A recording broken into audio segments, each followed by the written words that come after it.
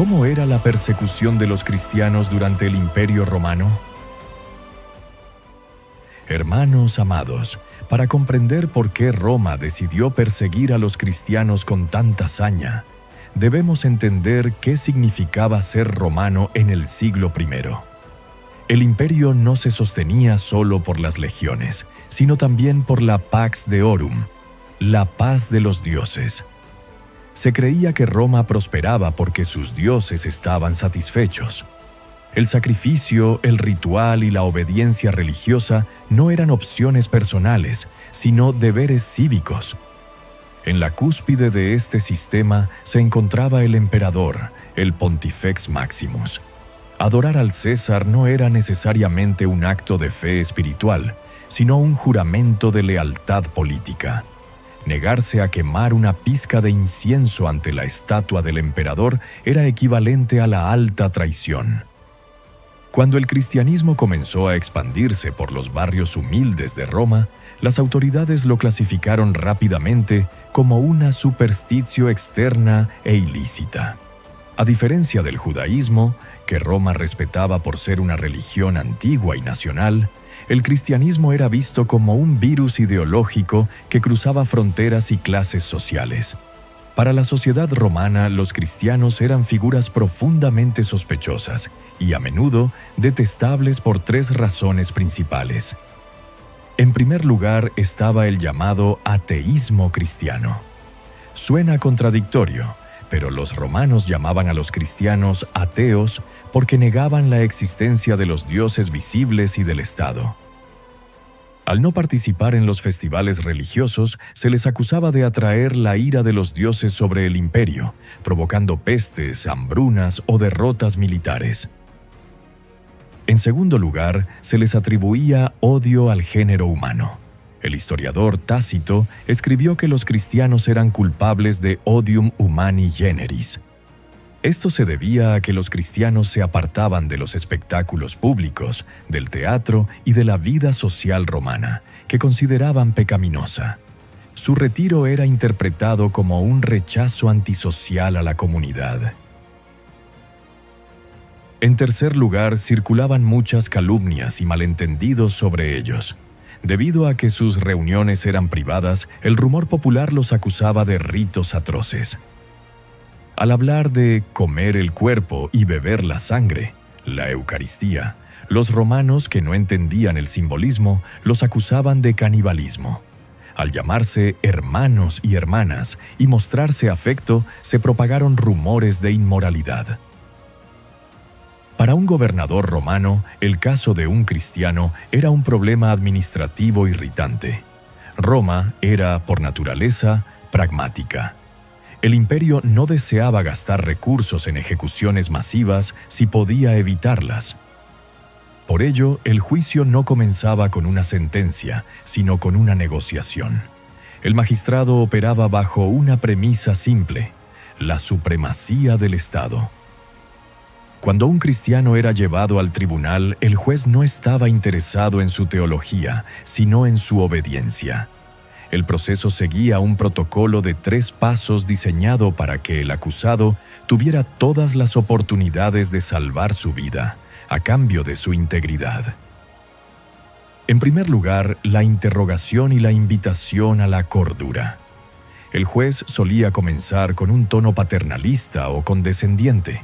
Se le decía al cristiano: «Ten piedad de tu juventud» o «Considera tus canas y a tu familia». Para el romano, el rechazo a sacrificar era visto como una locura transitoria, un fanatismo demente que no valía la pena la muerte. Se le ofrecía la salida más fácil: el sacrificio al genio del emperador. Esto consistía simplemente en tomar unos granos de incienso y dejarlos caer sobre un brasero encendido frente a una estatua del César. No se les pedía que abandonaran sus creencias en privado, sino que realizaran un acto público de lealtad política. Para Roma, si quemabas incienso, podías creer en lo que quisieras después. Habías reconocido que el César era el Señor Supremo. En segundo lugar, el conflicto de la contumacia, terquedad obstinada.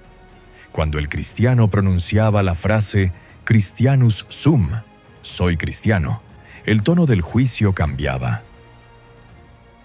Para el derecho romano, esta frase no era solo una confesión de fe, era una declaración de contumacia. La contumacia era la resistencia persistente y desafiante a la autoridad legal.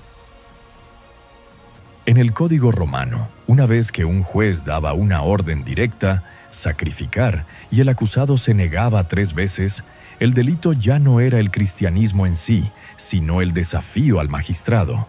El Estado no podía permitir que un individuo decidiera qué leyes obedecer y cuáles no. En ese momento, la ejecución se volvía necesaria, no para castigar una religión, sino para proteger la majestad de la ley imperial.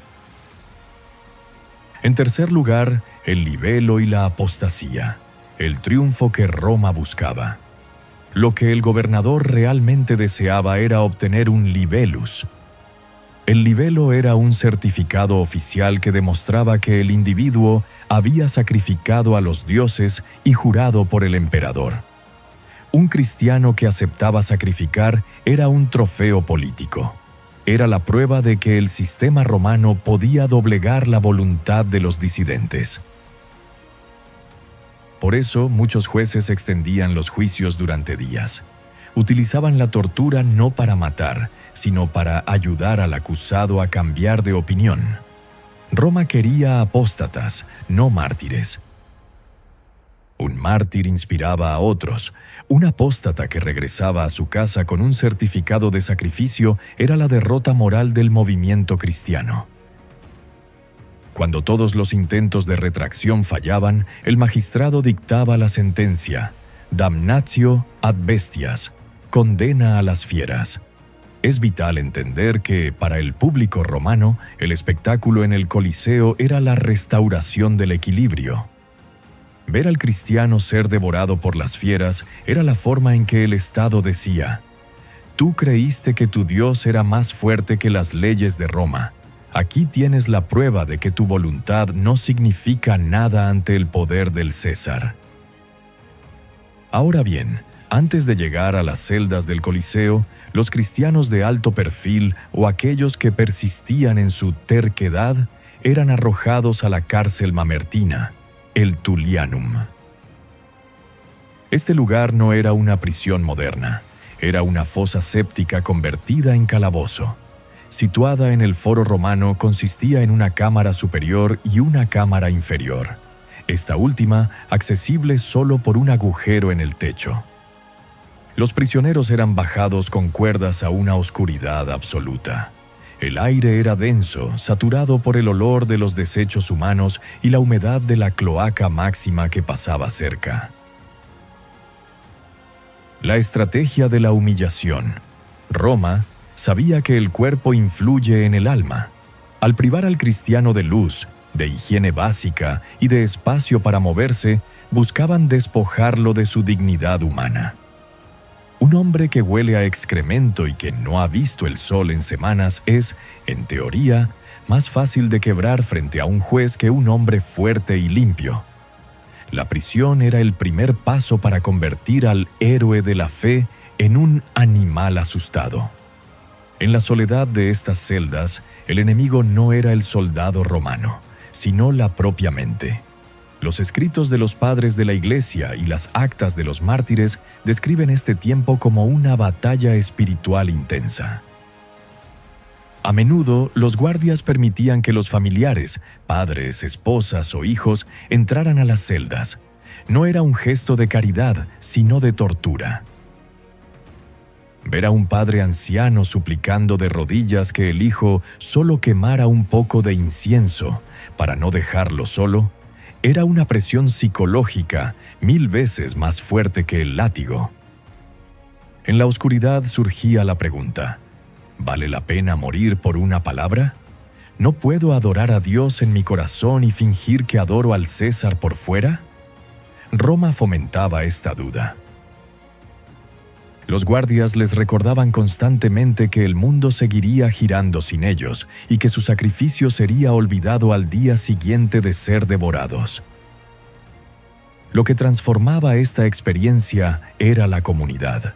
A pesar de las cadenas, los cristianos convertían la prisión en una iglesia.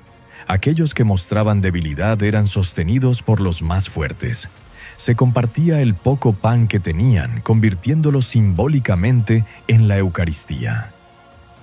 En lugar de ver la arena como un lugar de ejecución, los líderes cristianos, como Ignacio de Antioquía, empezaron a enseñar a sus seguidores que ellos eran trigo de Dios.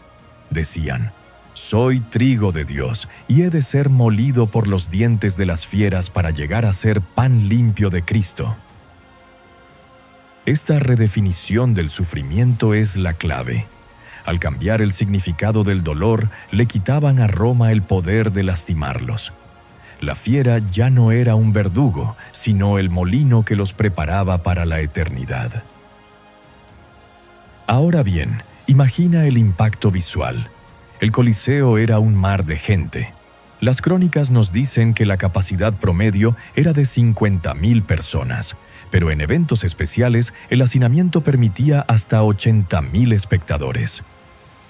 Desde la calle, el sonido no era humano. Era un rugido sordo y constante que vibraba en el pecho de los prisioneros mientras se acercaban. Era el sonido de la masa. Roma utilizaba este volumen de personas como una herramienta de aniquilación del individuo. ¿Cómo puede un solo hombre o mujer mantener su fe cuando 50,000 voces piden a gritos su muerte? El Coliseo era la prueba máxima de la presión social. Al llegar a los arcos de entrada, los prisioneros eran separados de la multitud. Los ciudadanos romanos entraban por los 80 arcos numerados, usando sus tesserae, entradas de barro cocido, para encontrar sus asientos. Los cristianos, en cambio, eran conducidos por pasajes estrechos y oscuros hacia el subsuelo. Este contraste es clave. Mientras los espectadores ascendían hacia la luz y el aire de las gradas, los condenados descendían hacia la humedad y el hedor del hipogeo. Era un descenso simbólico a los infiernos antes de la ascensión final. Al llegar a las puertas de servicio, los soldados de la Guardia Pretoriana entregaban a los prisioneros a los editores.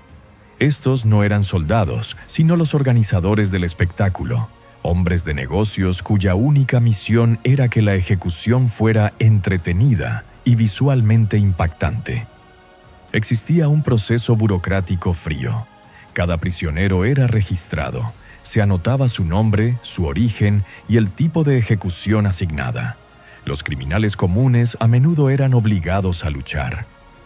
Los cristianos, considerados enemigos del Estado y ateos, solían ser destinados a la damnatio ad bestias, entrega a las fieras sin armas, para asegurar que la muerte fuera un sacrificio y no un combate. Al cruzar el umbral del hipogeo, el condenado abandonaba el mundo de los vivos. Este espacio, situado bajo la arena, no era solo una prisión, era un laboratorio de tortura sensorial. El aire aquí era denso, caliente y estancado. Las paredes de piedra volcánica sudaban humedad, y el único sonido constante era el goteo de las filtraciones y el eco de los pasos de los guardias sobre las rejillas de madera. El diseño del hipogeo era diabólicamente eficiente. Las celdas de los prisioneros estaban situadas en corredores paralelos a las jaulas de los animales. No había muros sólidos, solo rejas de hierro que permitían un contacto visual y auditivo aterrador. Los leones, leopardos y osos eran mantenidos en un estado de inanición selectiva. No se les alimentaba para que su instinto asesino estuviera a flor de piel. El prisionero pasaba sus últimas horas escuchando cómo las fieras golpeaban los barrotes a pocos metros de distancia, sintiendo el olor metálico de su aliento y el hedor de la orina felina que penetraba hasta los huesos. Los cuidadores de animales, los bestiari, picaban a las fieras con varas al rojo vivo y las pinchaban a través de las rejas para que el nivel de adrenalina del animal fuera máximo. El sonido que escuchaba el cristiano no era el de un animal en la naturaleza, sino el de una fiera torturada, lista para descargar su furia sobre el primer ser vivo que viera. Sobre las cabezas de los condenados, el mundo seguía girando con una violencia rítmica. El techo del hipogeo era, en realidad, el suelo de madera de la arena. Cada vez que un egmata, elevador, se activaba, el sonido era ensordecedor. El chirrido de las poleas de bronce, el estiramiento de las cuerdas de cáñamo y el golpe seco de la trampilla al abrirse funcionaban como un reloj de cuenta regresiva. Los prisioneros podían ver partículas de arena filtrándose por las rendijas de la madera, cayendo sobre ellos como un recordatorio de que arriba el polvo ya estaba esperando su sangre. Escuchaban el trote de los caballos y el clamor de 50,000 personas que sonaba como un trueno lejano pero incesante. Los editores de los juegos buscaban que la ejecución fuera un mito viviente. Para Roma, la muerte de un cristiano no debía ser solemne, debía ser ridícula. Por puro escarnio, a menudo obligaban a los hombres a vestir túnicas amarillas, símbolo de traición, o a las mujeres a ser vestidas como figuras mitológicas condenadas. Intentaban borrar su identidad de siervos de Dios para convertirlos en personajes de una farsa sangrienta. Querían que, al subir a la arena, el público no viera a un ser humano con convicciones, sino a un objeto de burla. Es en este entorno, diseñado para el colapso mental, donde ocurre el fenómeno que desconcertó a cronistas como Plinio el Joven. Mientras los criminales comunes se arrastraban por el suelo, oraban a dioses que no respondían o se desmayaban por el terror, los cristianos mantenían una disciplina del espíritu inquebrantable.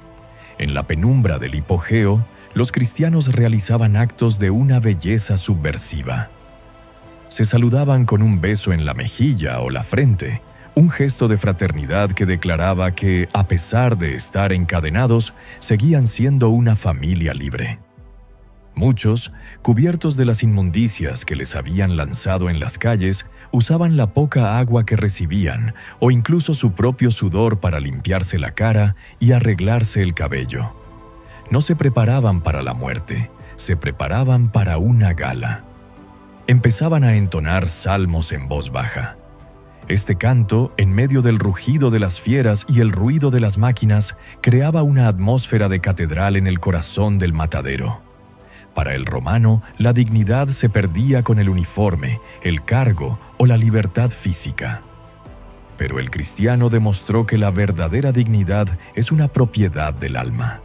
Al limpiarse unos a otros en el hipogeo, estaban diciendo: Roma puede decidir cuándo muero, pero yo decido cómo muero. Esa resistencia invisible, ese brillo en los ojos en medio de la oscuridad mecánica, fue lo que terminó por quebrar la voluntad del imperio. Ahora bien, el momento final no comenzaba con un grito, sino con un sonido mecánico, el chasquido de los pestillos de hierro. Los prisioneros eran introducidos en los hegmatas, elevadores. En ese espacio reducido de madera, el cristiano quedaba solo o en grupos pequeños, sintiendo cómo el suelo bajo sus pies se desconectaba de la tierra. Para el equipo de 12 esclavos que operaba el cabestrante en el nivel inferior del hipogeo, este era un trabajo de fuerza bruta, pero para el que estaba dentro de la jaula, era una experiencia de privación y revelación. Mientras la jaula ascendía por el pozo de ladrillo, el aire viciado del subsuelo era reemplazado por una corriente de aire fresco que bajaba desde la superficie. Ese cambio de temperatura era la señal física de que el tiempo de la espera había terminado. Al llegar al nivel de la arena, la trampilla de madera, la pegmata, se abría hacia afuera. En ese instante, el mártir sufría un choque sensorial absoluto. Tras horas o días en la oscuridad total de las cárceles y el hipogeo, la luz del sol de Roma golpeando el mármol blanco de las gradas provocaba una ceguera temporal. Pero lo más impactante no era la luz, sino el muro de sonido. El grito de 50,000 personas no es un ruido humano. es una fuerza física que golpea el pecho. En ese momento, el cristiano se encontraba en el centro exacto de un coliseo que pedía su destrucción. A diferencia de los gladiadores que salían haciendo alarde de sus armas y buscando la mirada del César, los cristianos caminaban hacia el centro de la elipse con una parsimonia que incomodaba al público. El espectador romano asistía al anfiteatro bajo una premisa psicológica clara: la supervivencia a toda costa. Para el romano, la vida era el bien supremo y la lucha era la máxima virtud. El espectáculo de las ejecuciones, meridiani, dependía de que el condenado se comportara como una presa. Roma necesitaba que el ejecutado gritara, huyera, suplicara o luchara desesperadamente por un segundo más de aire. ¿Por qué? Porque esa lucha validaba el poder del César. Ver a un hombre huir de un león confirmaba que el león, y por extensión el Estado que lo controlaba, era algo a lo que se debía temer. El miedo del condenado era el alimento del ego colectivo de la multitud.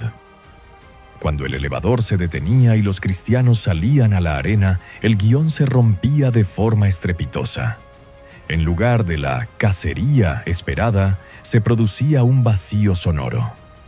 En lugar de correr hacia las paredes de la arena buscando una salida inexistente, los cristianos se detenían en el centro.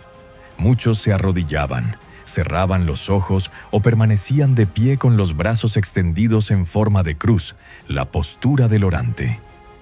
Esta falta de movimiento provocaba una disonancia cognitiva en los 50.000 espectadores. El cerebro humano está programado para reaccionar ante el movimiento y el conflicto. Cuando el conflicto desaparece porque una de las partes se entrega voluntariamente, la adrenalina de la multitud no tiene dónde descargarse. El grito se ahogaba en la garganta de los romanos, dando paso a un silencio sepulcral y cargado de tensión.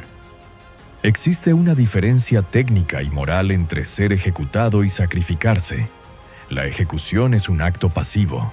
El Estado te quita la vida contra tu voluntad. El sacrificio es un acto activo. Tú entregas la vida por un propósito superior. Al arrodillarse, el cristiano le quitaba al verdugo la iniciativa. Ya no era Roma quien lo mataba. Era él quien entregaba su espíritu. En ese momento, el juego dejaba de funcionar.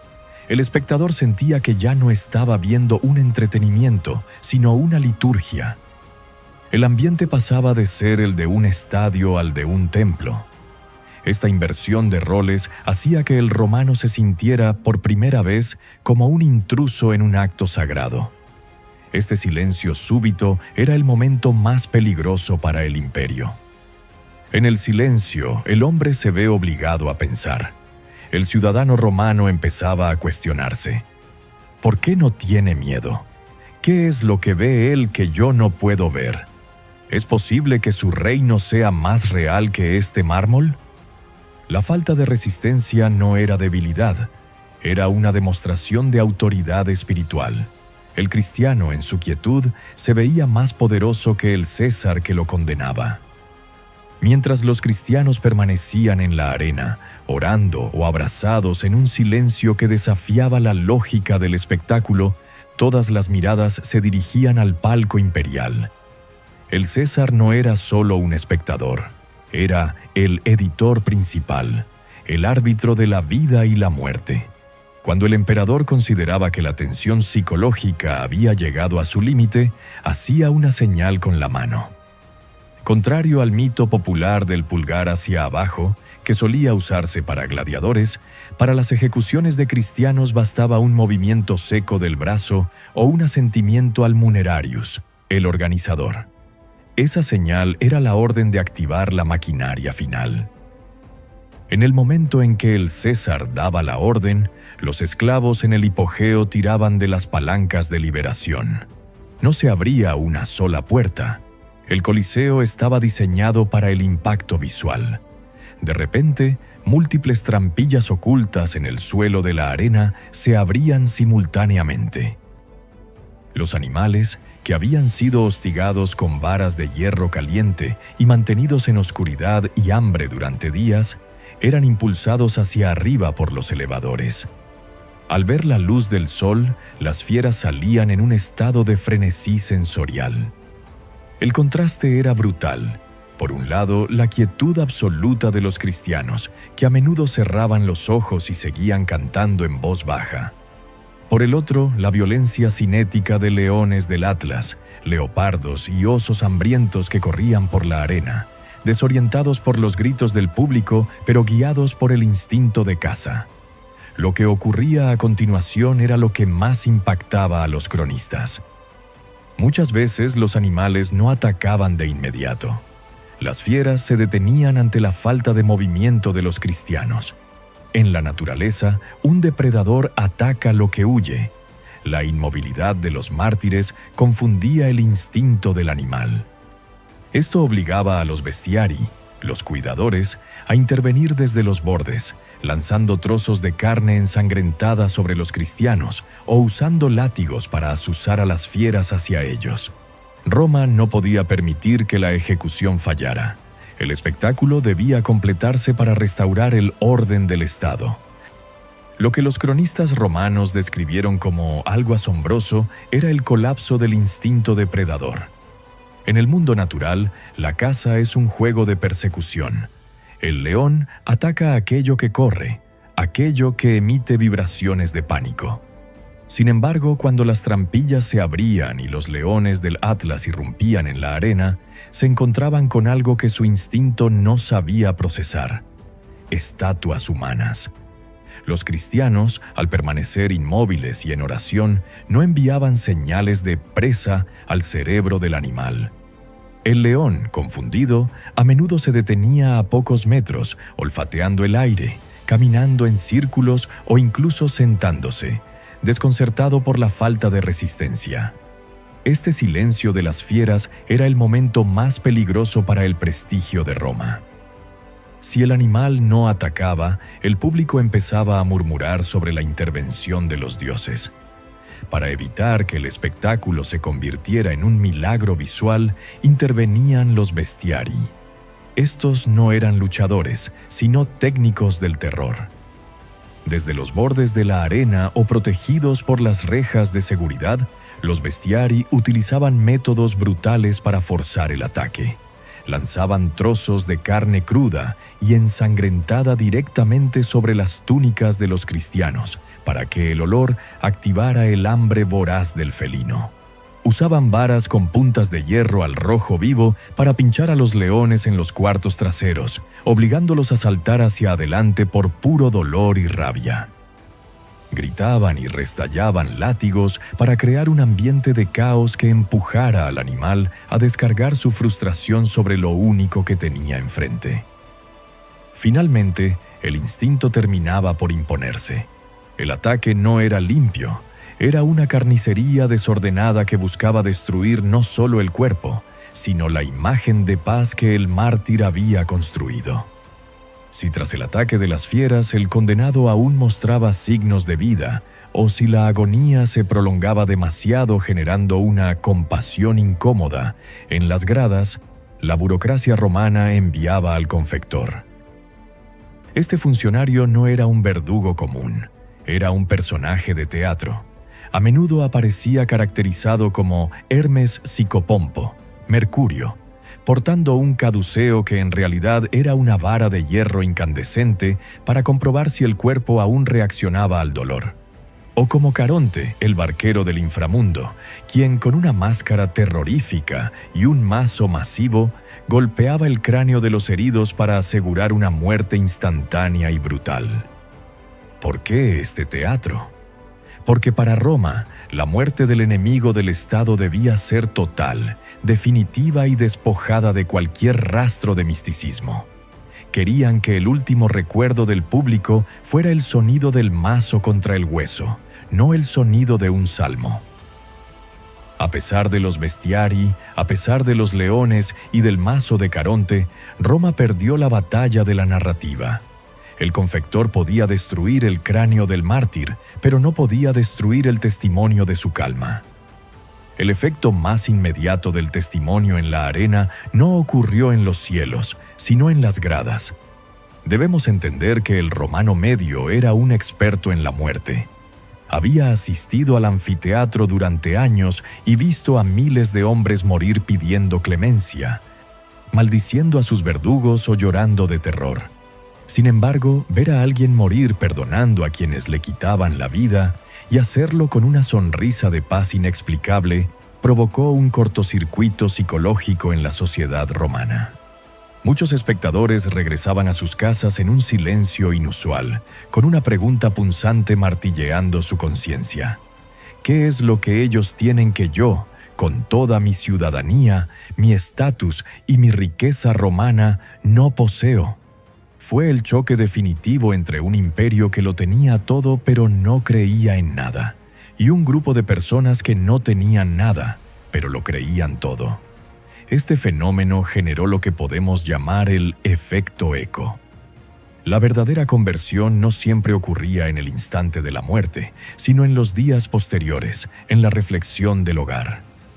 Los primeros en caer ante este impacto fueron los propios ejecutores, el centurión que custodiaba al mártir, el gladiador que daba el golpe de gracia o el guardia que, horas antes, había escuchado los himnos en la penumbra del hipogeo. Estos hombres, curtidos en 1000 batallas, veían con asombro que el valor de los cristianos era de una naturaleza superior al valor militar de las legiones. A esto le siguió una curiosidad subversiva.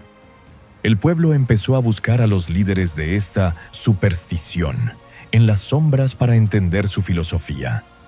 Necesitaban saber qué tipo de esperanza podía hacer que una madre guiara la espada de su verdugo hacia su propio cuello. Fue así como se cumplió la famosa frase de Tertuliano: «La sangre de los mártires es semilla de cristianos». Por cada cristiano devorado en la arena, 10 romanos más empezaban a preguntarse por Cristo. Este proceso marcó la derrota definitiva del miedo. Roma gobernaba a través del terror, pero cuando el pueblo vio que ese terror ya no funcionaba con los cristianos, el poder del imperio se evaporó. Un sistema que no puede asustar a sus súbditos es un sistema herido de muerte. Además, el testimonio validaba una inversión de valores irresistible. Demostraba que, ante Dios, el esclavo era igual al noble. En una sociedad de castas rígidas, este mensaje de igualdad, sellado con la vida misma, fue la luz que las masas estaban esperando. La historia nos deja aquí el triunfo de la verdad sobre la fuerza. La conversión masiva tras las persecuciones es la prueba histórica de que la fuerza física siempre pierde ante la fuerza moral a largo plazo. Roma tenía las legiones, el oro y los leones. Los cristianos solo tenían su palabra e integridad. 300 años después de que el primer cristiano fuera arrojado a las fieras, el propio emperador de Roma terminaría arrodillado ante la cruz. El Coliseo, el templo del orgullo y la violencia, quedó en ruinas, mientras que la fe de aquellos que fueron molidos como trigo se convirtió en el pan espiritual de todo el mundo occidental. Recuerda que la verdadera conversión no nace de la imposición, sino de la admiración. El mundo no se convenció por los discursos de los cristianos, sino por su coherencia absoluta al morir. Si hoy quieres cambiar tu entorno, no necesitas gritar más fuerte que los demás. Necesitas vivir con una integridad tal que tu silencio sea un estruendo en la conciencia de quienes te observan. Con esto, hermanos amados, llegamos al final de este estudio bíblico.